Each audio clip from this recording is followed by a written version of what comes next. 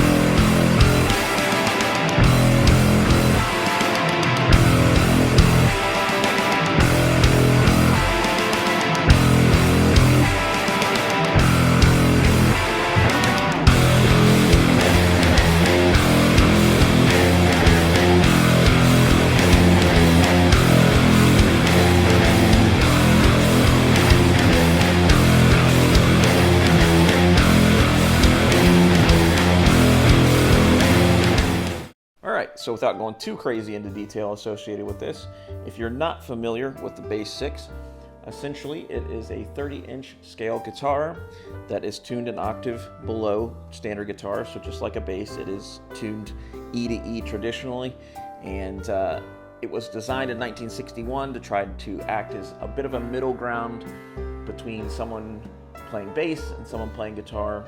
Obviously it's not a baritone, but it kind of is.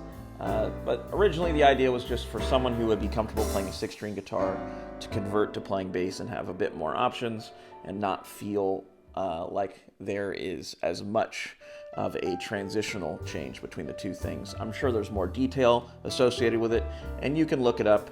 Hit up Wikipedia or Google. You can look up the whole history and look up the tons and tons of people who have used Bass VI over the years. Alright, so getting into this particular Bass VI with a little more detail, I have changed out a few things to make it more accommodating to my own playing style. So the biggest thing that was changed on this guitar was the tailpiece, which was switched out from the tremolo bass system that was in there to this string through setup. Also, some bearings were put in place underneath the bridge here to keep it from moving.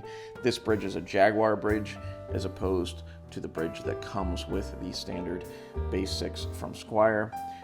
Besides that, basic setup and some adjustments of intonation and things of that nature were done, and some shimming underneath the neck to balance things out better.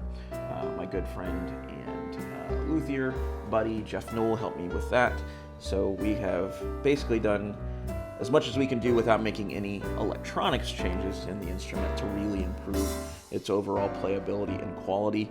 And frankly, it plays night and day in comparison to what it did when I received it. Alright, so that about does it. Hopefully you enjoyed the video, you enjoyed the playthrough, and a little bit of information I provided in relation to the guitar. If you have any more questions, feel free to ask me in the comments below, and I will address them as soon as I can. Actually, I have quite a bit of free time since the whole quarantine thing is going down, and things are just rough out there. So a lot more time to answer your questions should you have them. If there's anything else you'd like me to cover about this guitar specifically, or any of the other guitars I've used in these videos, please let me know and I will address that. If you have any ideas or suggestions for future videos, please hit me up with those, because now is a good time for me to get to your ideas and concepts with my free time. Alright, before we go, if you haven't subscribed already, go ahead and hit that little arrow.